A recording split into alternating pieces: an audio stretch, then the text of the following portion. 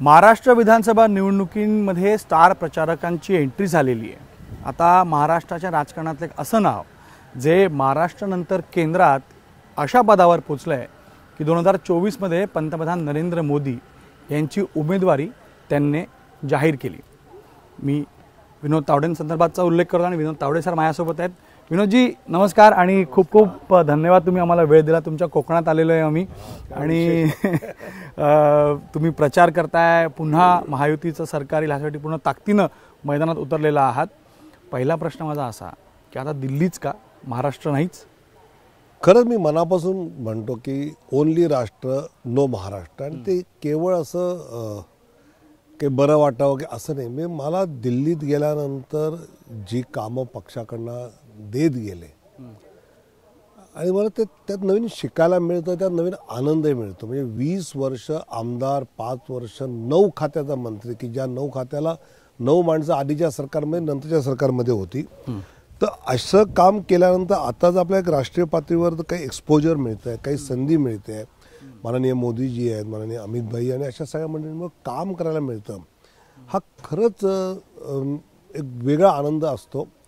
Challenges असतात, जसं बिहारमध्ये आता तिथे आहे, तर बिहारमध्ये नितीशजींबरोबर सरकार पुन्हा बनवणं मोठा टास्क होता आणि तो तिथे आपलं कौशल्य पडायला लागतं। आणि त्यामुळे आता सरकार जे बसलंय हे हा मोठा वाटा आहे त्याचा। मोठा म्हणजे मला असं वाटतं की बिहारसाठी अशा प्रकारचं सरकार बसणं हे खऱ्या अर्थाने आवश्यक होतं। पॉलिटिकली बीजेपीला होतं तर तो भाग वेगळा, पण ज्या पद्धतीने तेजस्वी यादव आणि नितीशजींचं अलायन्स तिकडे चाललं होतं, त्यात बिहारची जी पिछाड चालली होती त्याला कुठेतरी ब्रेक हा त्यातनं लागला। पॉलिटिकली बीजेपीचा फायदा झाला का, तर नक्की झाला निश्चित। पण परत तो महाराष्ट्राचा प्रश्न येतो। 2019 मध्ये आपल्याला तिकीट मिळालं नाही, पण 5 वर्षामध्ये तुम्ही जो ग्राफ आहे तो इथे पोहोचवलात। आणि जसं मी आता उल्लेख केला की 24 मध्ये तुम्ही पंतप्रधानांसह इतरांच्या उमेदवारीची घोषणा केली, जाहीर केलं ते हे हा ग्राफ बरंच काही बोलून जातं। तुम्ही मेहनतही केली, पण हे भाजपमध्ये शक्य आहे? मला असं वाटतं की तुम्हाला पक्षाने जे दिलं आहे ते जर तुम्ही डोळ्यासमोर आणलं तर एखादी गोष्ट समजा नाही मिळाली तर त्याची काहीतरी कारणं नेतृत्वाकडे असतातच। ती त्यांनी मला नंतर सांगितली सुद्धा। पण मला असं वाटतं की जर तुम्ही काम केलं तर भारतीय जनता पार्टीमध्ये दिल के नजदीकपेक्षा दल के नजदीक आणि क्षमतावान माणसाला पूर्ण संधी आहे।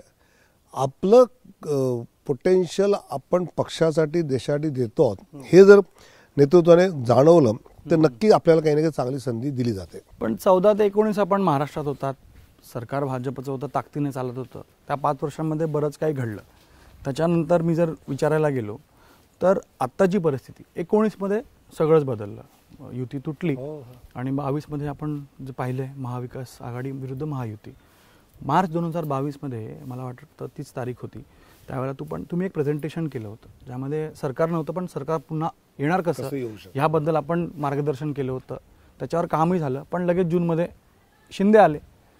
तर शिंदेंना आणण्याचं तेव्हा ठरलं होतं। कसं काय सगळं, म्हणजे त्याला कसं पाहता की भाजप आता एक स्वतः स्वबळावर राज्यात कधी येईल? ते एक तर मला काय वाटतं की ज्यावेळी 2019ला भाजप शिवसेना युतीमुळे आम्ही निवडणूक लढलो, जिंकलो सुद्धा युतीमुळे, जनादेश जो होता तो पूर्ण भाजपा शिवसेनेला होता। पण दुर्दैवाने त्यावेळी माननीय उद्धवजींनी जनादेशाशी गद्दारी केली। आपण बोललात त्यांच्याशी त्यावेळेला, काय बोलणं झालं होतं? प्रयत्न झाले होते? प्रयत्न सगळ्या बाजूने झाले, मी केले, इतरांनी केले, सगळ्यांनी केले होते। पण मला असं वाटतं की एखाद्या पदाची, सत्तेची त्या पक्षाला गरज असते, व्यक्तीला समजा असते नसते सोडून द्या, पण जनादेशाच्या विरोधात जाऊन ते करणं हे लॉंग टर्म कधीच शक्य नसतं। आणि विशेषतः आपल्या विचाराच्या परस्पर विरोधी लोकांशी करणं हे नेहमीच तात्कालिक राहू शकतं, हे राजकारणात लक्षात ठेवलं पाहिजे। आणि आज मला प्रामाणिकपणे जर गणेशजी तुम्ही विचारलं तर महाराष्ट्राचं राजकारण ज्या स्तराला गेलं आहे, सकाळी 9 वाजता एक बांग होते भांडूपवरना, संजय उवाच, मग त्याच्यावर दिवसभर चालतं, सगळ्या प्राण्यांचे उल्लेख करतात, सगळ्या प्रकारची विशेषणं। म्हणजे महाराष्ट्राचं राजकारण या लेवलचं नव्हतं। मी सुद्धा विरोधी पक्षनेता असताना अतिशय विलासराव देशमुख, अजितदादा, दिग्गज होते त्यावेळेला, यांच्यावर सडेतोड टीका केली होती। पण सभागृहामध्ये विधान परिषद त्यांच्या विरोधात प्रचंड टीका केल्यावर सुद्धा लंच ब्रेक झाला, एकत्र बसायचं. एकत्र जेवायलाही बसायचो आम्ही. आता ती संस्कृती होती महाराष्ट्राची. आणि ते प्रगल्भ राजकारण महाराष्ट्राचं होतं. आता काल त्या दिवशी आमचे सदाभाऊ पवार साहेबांवर बोलले. मी लगेच त्यांना म्हटलं की आपण हे नाही, मी आता केवळ सदाभाऊ नाही, बाकी खूप लोक बोलतात असं. पण हाच विषय खरगे बोलले, खरगेंसारखा नेता बोलला, ज्या प्रकारे ओवेसी बोलतायत त्याला तुम्ही कसं पाहता? खरगेंचे जे मत, खरगे ज्या प्रकारे व्यक्त झाले ते त्या भाषेबद्दल मला असं वाटतं की राजकारण हे आपलं असं अजिबात नव्हतं, नाही आणि नसावं हे मानणार मी. आणि मी स्वतः त्या पद्धतीचं पाहिलं पण आणि मी अनुभवलं पण, मी स्वतःही त्याप्रमाणे वागलो आहे. पण आज हे यायचं कारण जर असेल तर 19ला माननीय उद्धवजींनी जनतेने दिलेल्या जनमताच्या विरोधातलं जी गद्दारी केली त्याचं ते आहे. आणि शेवटी आम्ही गणेशजी राजकारणात आहोत. हम किसी को छेडेंगे नहीं, किसी ने छेडा तो छोडेंगे नाही. म्हणजे उद्धव ठाकरेंसाठी दरवाजे हे परमनंटली बंद. अर्थातच मला असं वाटतं की आता ना ते मतभेदाच्या पलीकडे मनभेदापर्यंत गेलंय. आणि त्यामुळे मला असं वाटतं की अशा प्रकारचं ॲडजस्टमेंट हे जवळजवळ अशक्यच आहे आता. पण विषय तोच होतो की आता महायुती विरुद्ध महाविकास आघाडी आहे. लोकसभेचं जे आपण पाहिलं, लोकसभेच्या निकालानंतर तुम्ही कन्सॉलिडेशन करता, पण लोकसभेमध्ये पाहिलं की मुस्लिम, दलित असे हे जे कन्सॉलिडेशन झालेलं आहे, मराठा म्हणा, कारण जरांगे तिकडनं म्हणतात की मुस्लिम, मराठा, दलित एकत्र आले पाहिजेत, त्या कन्सॉलिडेशनना तो चक्रव्यूह आपण म्हणू शकतो, त्याला तुम्ही छेदण्याचा प्रयत्न कसा करता या निवडणुकीमध्ये? नाही, एक तर लोकसभेला जी मतं मिळाली, जागा खूप कमी आल्या महायुतीच्या, पण मतं 0.03% मतं कमी आली. त्या मतं खूप वेगळी झाली नाही, खूप मागे पडलो असं नाही झालं. आणि तशीच मतं जरी पडली, महायुतीला तेवढीच मतं पडली असं आपण समजू, तर महाविकास आघाडीमध्ये ती मतं आता कॉन्सॉलिडेटेड राहणार नाही आहेत. कारण वंचितला काय मिळणार? कारण विधानसभा निवडणूक ही लोकसभेसारखी नसते. विधानसभेला बंडखोर त्यांचे असतात. वंचित आहे, समाजवादी पार्टी अबू आझमींची आहे, त्यानंतर MIM आहेत. याच्यामध्ये सुद्धा जी मतं विभागली जातील त्यातून सुद्धा महायुतीमध्ये तेवढीच मतं पडली तरी. आणि दुसरं गेल्या वेळी 3-4% जो मोदी भक्त मतदार होता, जो बाहेर पडला नाही. मोदी येणारच आहे 400 पार याच्यामुळे. त्यासाठी आले नव्हते पडले का? अजित पवारांना घेतलं सोबत, बाहेरच्या लोकांना प्राधान्य मिळतं यासाठी तुमचा वोटर नाराज होता? लोकसभेला मोदींसाठीच मतदान करायचं होतं, तो अबकी बार 400 पार मोदी आने वाला आहे असं करून जे ओव्हर कॉन्फिडन्स मध्ये राहिले. पण ते ओव्हर कॉन्फिडन्स चुकीचं होतं तुम्हाला वाटतं? अर्थात चुकलं, हे तर नंतर सिद्धही झालं. त्यामुळे ते जर आम्ही ते 3-4% वोटर आता आम्ही बाहेर कसे येतील याचा जो विचार प्लॅन केला योजना म्हणून त्याच्यामध्ये आहे. आणि अजितदादांच्या विषयात तुम्ही म्हणता तर मी जे असं म्हणतात किंवा अजितदादासारख्या सो कॉल्ड भ्रष्टाचारी माणसाला का घेतलं, तर मला त्यांना साधा सरळ सोपं एवढं आठवण करून द्यायची आहे की बहुधा खूप लोक विसरले आहेत. 2014ला भाजपला 123 जागा होत्या, आम्ही बहुमतात नव्हतो. माननीय उद्धवजी ठाकरे विरोधी पक्षात बसले होते, एकनाथ शिंदे विरोधी पक्ष नेते झाले होते. आम्ही शपथ घेतली त्यावेळी, सभागृहामध्ये आल्यानंतर त्यावेळी ते विरोधी पक्षाचे झाले होते. त्यावेळी ह्याच सो कॉल्ड अजितदादांचा पाठिंब्यावर सरकार चाललं. आम्ही 35 लोक मंत्री होतो. ते जर चाललं, स्वतःहून दिलं होतं त्यांनी, ते जर त्यावेळी चाललं, पवार साहेबांनी स्वतःहून दिलं होतं ते. हो, अर्थात. म्हणजे मला असं वाटतं की जर ते त्यावेळी चाललं तर आज चालायला काय हरकत आहे. आणि पुन्हा अजितदादा गट घेण्याचं सगळ्यात मुख्य कारण की 149च्या बहुमतावरचं सरकार हे मजबूत सरकार नसतं. जर तुम्हाला चांगल्या योजना आणायच्या असतील, चांगली कामं करायची असतील तर एक मजबूत लागतं. आणि त्यामुळे हे जे 40-42 वाढले, त्यातनं जे आपण 190 पर्यंत पोहोचल्यावर मग या सरकारला काही ठोस कुशन मिळालं तुम्हाला. म्हणजे अनेक योजना चांगल्या पद्धतीने करता आल्या. म्हणजे मला महायुतीचं सगळ्यात वैशिष्ट्य काय वाटतं तर पॉलिटिक्स ऑफ इनडायरेक्ट बेनिफिट आणि पॉलिटिक्स ऑफ डायरेक्ट बेनिफिट असं राजकारणात 2 कामं असतात. तर इनडायरेक्ट बेनिफिट म्हणजे रस्ते बनणं, पायाभूत सुविधा असतील, मेट्रो, रेल्वे, पाण्याची व्यवस्था वगैरे, हे एका बाजूला प्रॉपरली होत गेलं. आणि दुसऱ्या बाजूला पॉलिटिक्स ऑफ डायरेक्ट बेनिफिटमध्ये थेट लाडकी बहीण योजना, शेतकऱ्याला 12,000 खात्यात जमा होणं, शेतकऱ्याचं वीज बिल 0 होणं, तरुणांना 10,000 रुपये स्टायपेंड मिळणं, ह्या दोन्हीचा इतका परफेक्ट बॅलन्स झाला आहे की त्यामुळे मला असं वाटतं की महायुतीला आज जे एक मोठा ॲक्सेप्टन्स मिळतो आहे. आणि त्यातसुद्धा काय झालं की माननीय शरद पवार साहेबांनी जे वक्तव्य केलं की महायुतीने एक लाडकी बहीण योजनेमध्ये इतका पैसा खर्च केला की बाकीच्या सगळ्या योजना बंद पडत आहेत, हे होता कामा नये. याचा अर्थ आम्ही आलो तर आम्ही लाडकी बहीण बंद करू आणि या योजनांना पैसा देऊ, असंच एक प्रकारे ते बोलले. हे महाराष्ट्रातल्या माता भगिनींच्या मनात पक्क बसलं आहे. हे आले तर ही योजना बंद पडली. पण फ्रीबीजवरती आरोप होता, तुम्ही फ्रीबीज का देता लोकांना? म्हणजे विरोधक म्हणतात की महाराष्ट्रातल्या महिला स्वाभिमानी आहेत, महाराष्ट्राला अशी फुकटच्या पैशांची गरज नाही, मतं विकत घेताय तुम्ही. मोदींच्या टीकेचा उल्लेखही करतात की मोदींनी याच योजनेवरती टीका केली होती आसाममध्ये ज्यावेळेस कुठचं. पण मग तुम्ही एका वेळेला टीका करता, नंतर तुम्ही त्याचं मध्य प्रदेश, महाराष्ट्र ह्या सगळ्या ठिकाणी तुमचं त्याच्यावरती इम्प्लिमेंटेशन होतं, तर त्याला कसं उत्तर द्यायला? आमचं म्हणणं स्पष्ट आहे की मी म्हटलं असं की पॉलिटिक्स ऑफ डायरेक्ट बेनिफिट आणि इनडायरेक्ट बेनिफिटचा प्रॉपर समतोल पाहिजे. तुम्ही विकास करणारच नाही, तुम्ही रस्ते नाही, ट्रेन नाही, पाणी नाही, काही नाही, फक्त तुम्ही फ्रीबी देणार, हे चालत नाही राजकारणात. आणि शेवटी हे जे म्हणतात ना की महिलांचा स्वाभिमान, महिलांचं हे ते, ज्या महिलेच्या खात्यात 1500 रुपये जमा झाले ना, तिच्या मनातला आनंद ओळखता आला पाहिजे. साहेब खूप मोठी गोष्ट आहे. मी आपल्यासारख्याला ते कळत नाही, पण मी आता फिरताना अशा ज्या सगळ्या माता भगिनींना भेटतो, म्हणजे भाचीसाठी, भाच्यासाठी, आईसाठी, बहिणीसाठी काही घ्यायचं आहे तर नवऱ्याकडे, सासूकडे हात पसरावा लागत नाही आणि स्वतःच्या मनाने घेऊ शकते, स्वतःला हवं ते. हा खूप मोठा म्हणजे एक कॉन्फिडन्स त्या महिलेमध्ये निर्माण झालेला आहे. त्यामुळे ह्यात विकत घेणं नाही, तर यात त्या माता भगिनीचा आत्मविश्वास हा एकनाथ शिंदे, देवेंद्र फडणवीस आणि अजितदादांनी वाढवलाय, तो तिला दिलाय, याचं कौतुक. पण लोकसभेमध्ये जो पराभव झाला त्याच्यानंतर हाच मार्ग उरला होता म्हणून स्वीकारला का?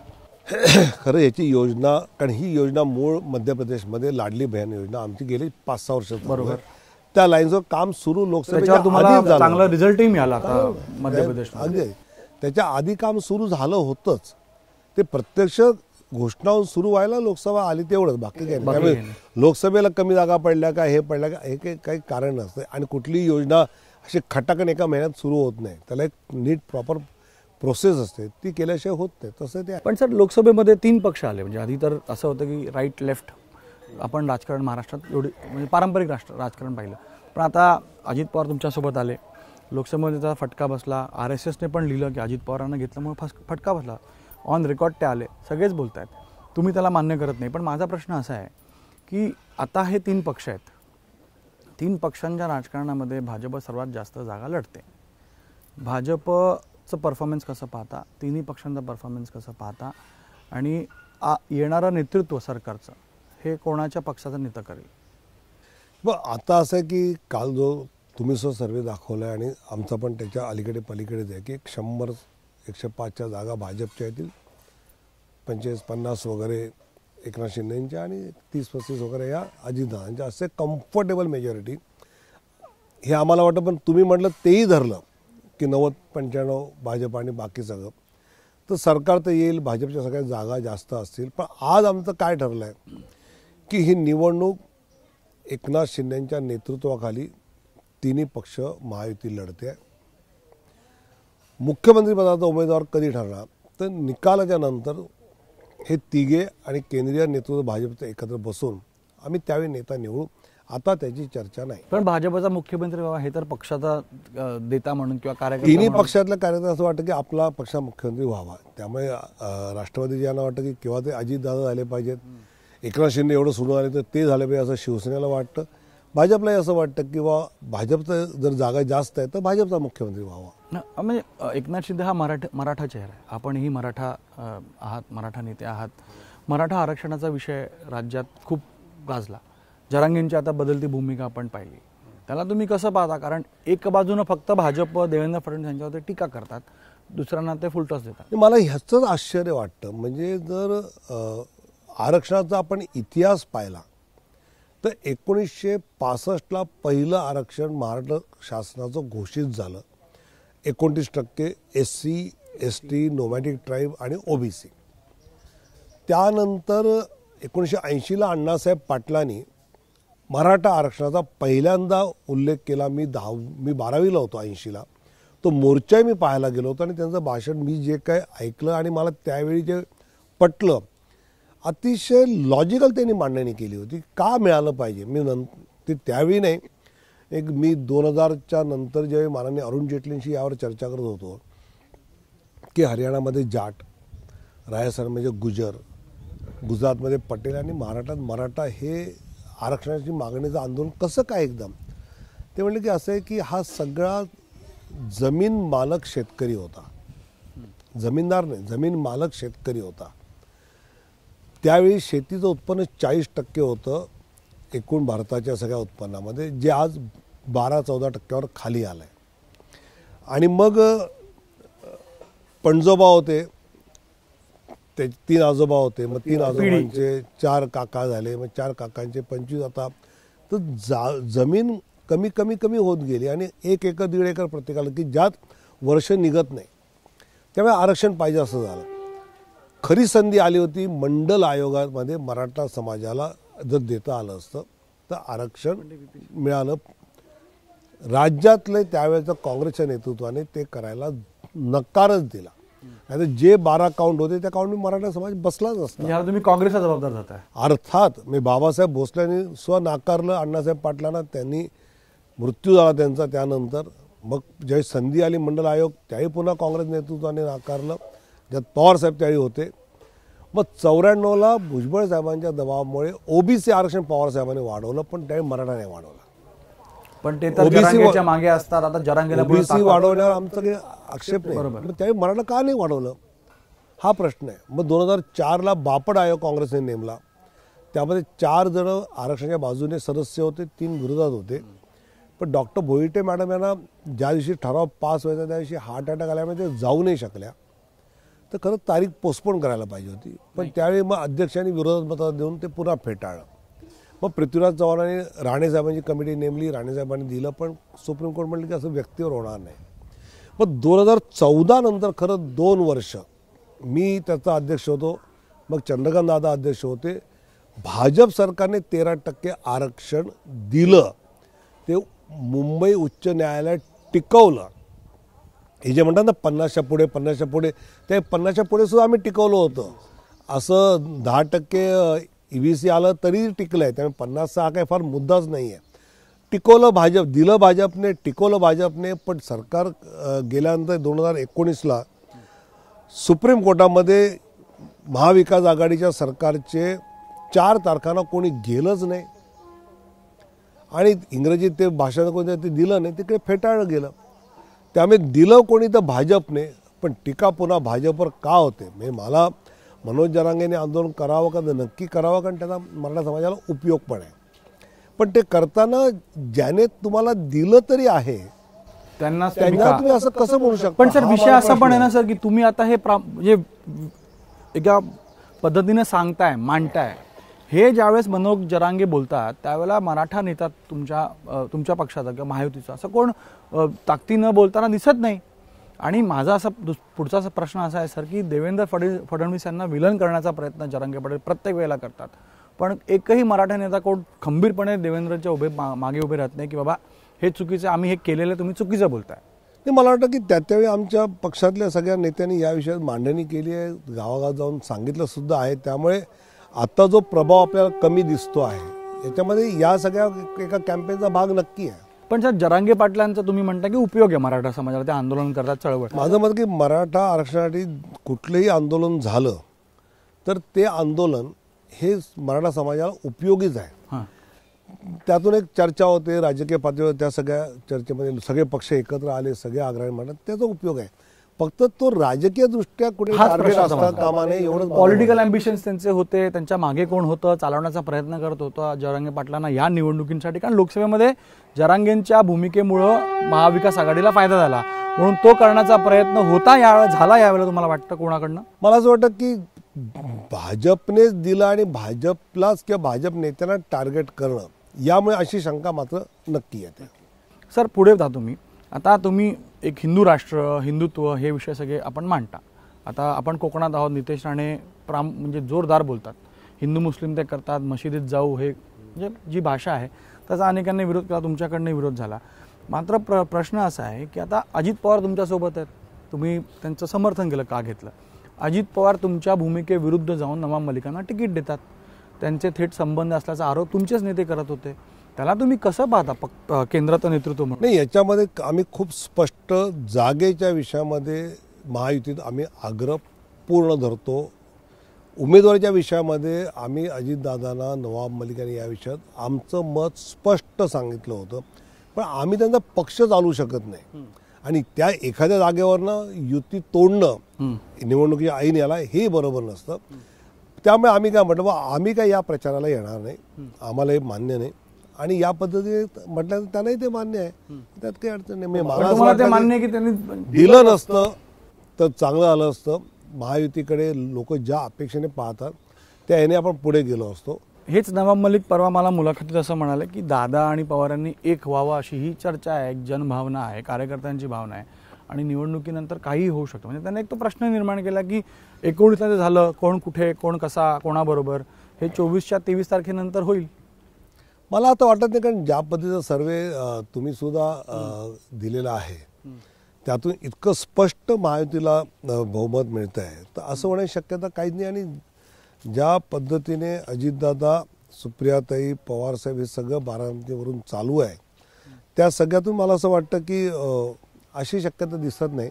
29ला काय होईल माहीत नाही, पण आता 24ला मात्र ही महायुती नीट सत्तेत येईल असं आज तरी चित्र दिसतंय. त्यामुळे नवाबभाई म्हणतात तसं होणार नाही. एक तुमचे मित्र आहेत जवळचे, राज ठाकरे, त्यांनी मोदींना समर्थन दिलं, तुम्ही वर्षानुवर्ष लोकसभेला वर्षानुवर्ष सोबत होते, प्रयत्न झाले पण ते प्रयत्न यशस्वी झाले नाही. प्रामुख्यानं एकनाथ शिंदेसोबत त्यांचं जुळलं नाही असं आपण म्हणायला गेलो तर. तुम्हालाही वाटतं का अमित ठाकरे त्यांचे चिरंजीव पहिल्यांदा लढत आहेत, तर शिंदेंनी तिथं उमेदवार नाही दिला पाहिजे होता किंवा मोठं मन दाखवलं पाहिजे, कारण त्यांनी समर्थन दिलं? महाराष्ट्र नवनिर्माण सेनेने लोकसभेला जो बिनशर्त पाठिंबा दिला त्याच्या बदल्यात त्यांना 2-3 जागांमध्ये पाठिंबा द्यायचा असं महायुतीमध्ये ठरलंही होतं. त्यात बाळानागाव शिवडीमध्ये आपण दिलंच आहे. अमित ठाकरेंच्या इथे अशाच पद्धतीचा विचार त्यातला होता. फक्त तिथलं एक राजकीय ॲनालिसिस एकनाथ शिंदे आणि सदा सावरकरांचं असं झालं, ते जर नाही उभे राहिले तर तिथे उबाटा जिंकेल आणि ते जर उभे राहिले तर आयदर ते जिंकतील किंवा अमित ठाकरे जिंकतील. या राजकीय विश्लेषणापोटी त्यांनी तिथे आता निवडणूक उमेदवार उभी केली आहे. पण आमचं प्रामाणिक मत आहे की अमित ठाकरेंना आपण पाठिंबा द्यायला पाहिजे होता. पण अमित ठाकरेंना तुमच्याकडनं पाठिंबा दिला पाहिजे होता, उद्धव ठाकरेंनी द्यायला पाहिजे होता? कारण चर्चा खूप आहे की राज ठाकरेंनी मोठं मन दाखवलं, उद्धव ठाकरेंनी दाखवलं नाही. उद्धव ठाकरे म्हणतात ते आमचं गड आहे, आम्ही कशाला सोडू? ते मला असं वाटतं की शेवटी जसं आता परवा राज ठाकरे वरळीला सभेला गेले तर त्यांनी आदित्यविषयी ते काही बोललेच नाहीच बोलले. आता हा एक राज ठाकरेंचा एक उमदा माननीय बाळासाहेबांसारखा एक वेगळा स्वभाव आहे, पण तो उद्धवजींच्या ह्याच्यात कधीच दिसला नाही. जसं माननीय बाळासाहेब असते तर काँग्रेसबरोबर कधीच गेले नसते. म्हणजे त्यांचं तर वक्तव्यच आहे की मी काँग्रेसबरोबर कधी जाणार नाही आणि तशी वेळ आली तर मी शिवसेना विसर्जित करेन. पण माननीय उद्धवजींनी अशा पद्धतीने कधी विचार केला नाही. त्यामुळे मला वाटत नाही की ते इतका मोठेपणा दाखवून अमितच्या विरोधातला उमेदवार विड्रॉ करतात. पण काँग्रेसला दाबतायत ते चांगल्यापैकी, जे तुम्हाला तुमच्यासोबत करत होते युबीटी, त्यांचा स्वभाव आहे. काँग्रेस आणि हे तुम्हाला तसं दिसतं काँग्रेस राष्ट्रवादी? कारण इथे मुंबईत जवळपास 22 जागा घेतल्या, ते 21 जागा लोकसभेला घेतल्या, स्ट्राईक रेट कमी होता. त्यांनी जो जागा जास्त घेतला याचा आम्हाला फायदाच आहे, कारण शेवटी आम्ही त्या जागा जास्त जिंकणार आहोत. पण नाना पटोले काँग्रेससाठी इतके ॲग्रेसिव्हली युतीमध्ये चर्चा करत होते आणि त्यांची एक लिडरशिप अशी दिसत होती, ती मात्र खाटकन उद्धव ठाकरेंनी तोडून टाकली, ज्याचा काँग्रेसला नुकसान होणारच आहे. पण सर, शेवटचे काही प्रश्न घेतो मी. आता तुम्ही म्हणता महायुतीचं सरकार आहे, जसं तुम्ही उल्लेख केला 14ला पवारांनी न मागता पाठिंबा दिला, तर शरद पवार आता विरुद्ध आहेत, लढत आहेत, पण 24 नंतर किंवा 23 तारखेचे निकाल जे येतील त्याच्यानंतर अशी तुम्हाला किंचित वाटतं की गरज पडेल तर पवार साहेब येतील तुमच्यासोबत? कारण ती चर्चा आहे, अजित पवार तर आले, अजित पवार आणू शकतात काकांना का? नाही, अजित पवार नाही आणू शकत. शरद पवार साहेब काही करू शकतात का? तर काही करू शकतात. म्हणजे ते अनप्रेडिक्टेबलच आहे. म्हणजे ते येतो म्हणला तर येणार नाहीत, नाही येत म्हणलं तर येतील.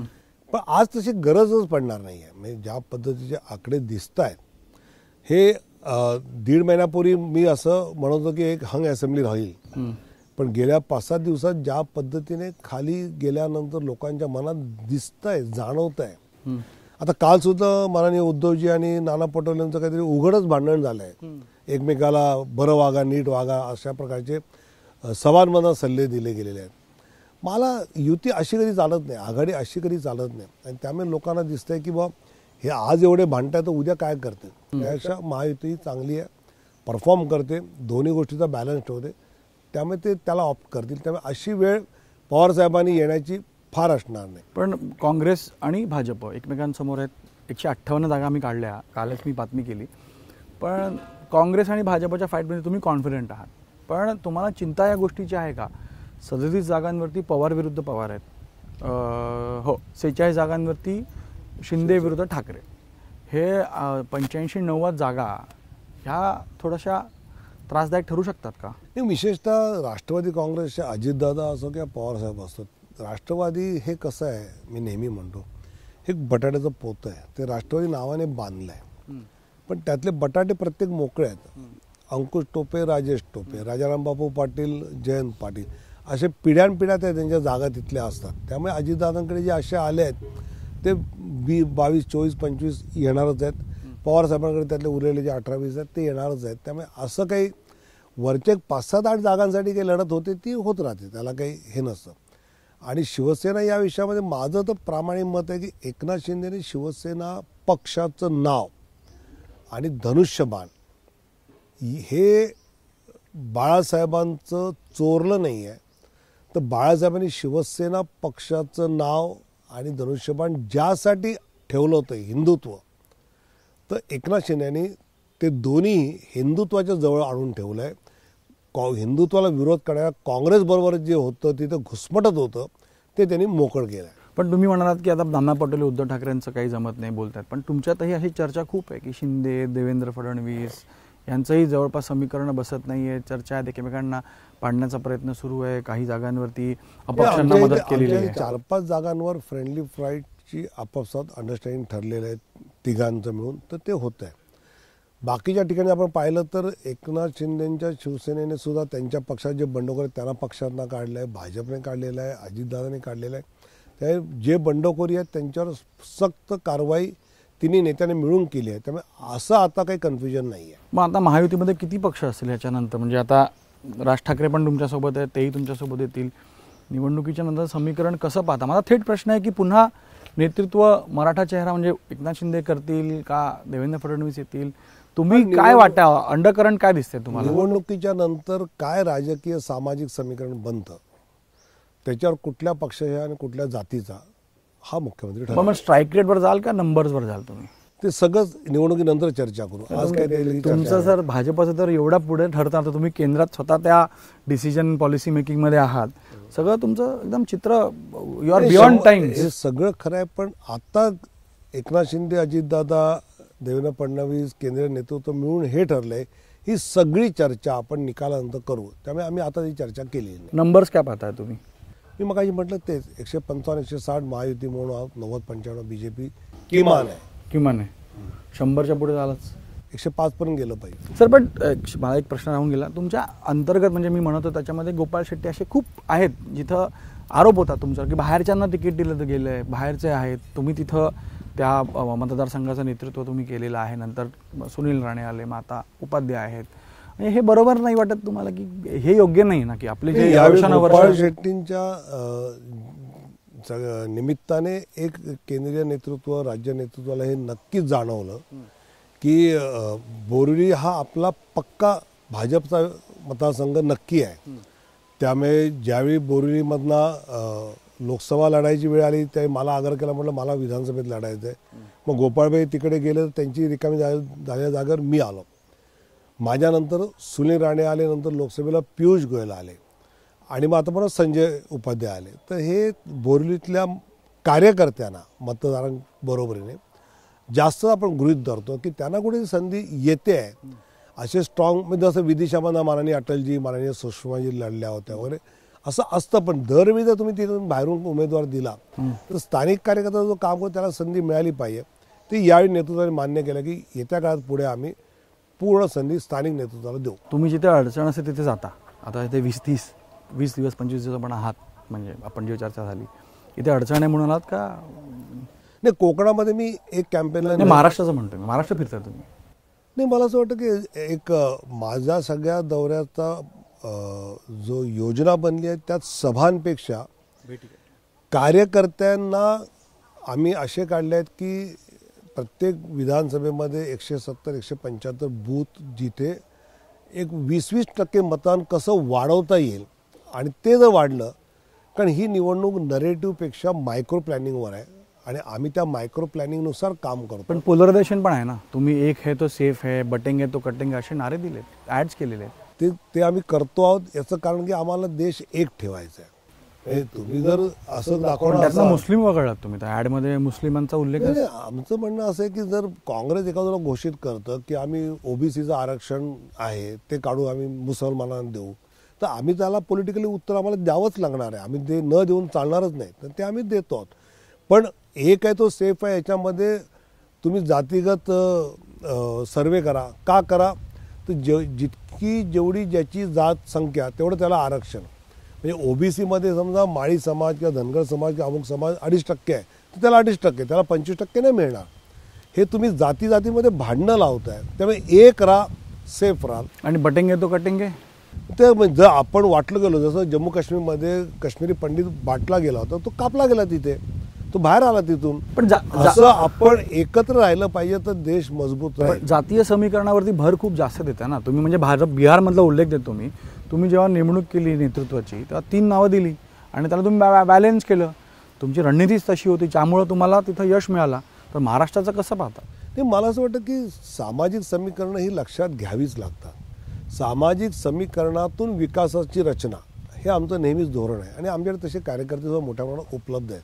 तर ती काही आम्हाला अडचण वाटत नाही. आणि जातीगत समीकरणाचा विषय सुरू केला राहुल गांधीने, त्यामुळे त्याला उत्तर देणं आम्हाला भागच आहे, ते आम्ही देतो आहोत. आणि अर्बन नक्सलचा विषय पण आलाय खूप आता आहे. म्हणजे एक कंपनी बंगलोरमधली मेट्रोच्या विरोधात पण करते, शिवराज सिंग चौहानच्या विरोधात करते, तिथे कुठेतरी मध्य प्रदेश छत्तीसगडच्या विरोधात तीच कंपनी बोलते.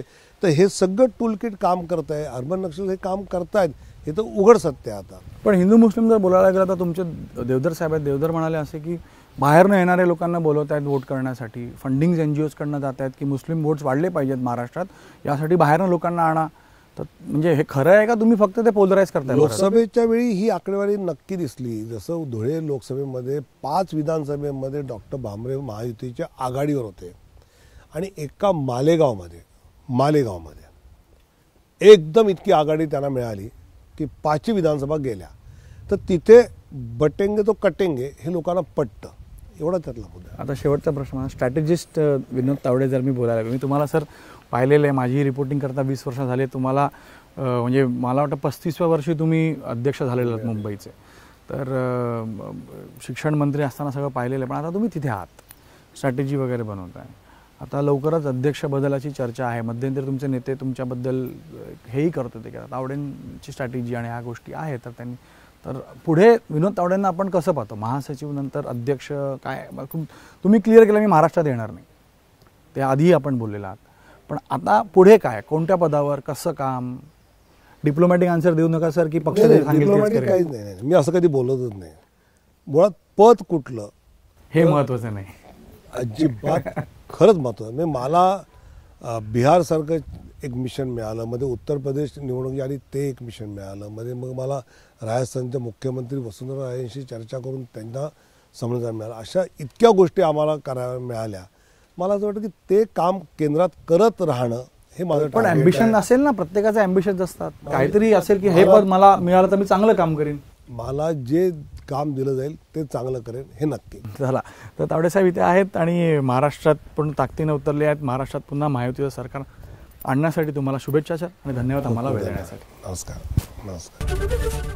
एबीपी माझा, उघडा डोळे बघा नीट.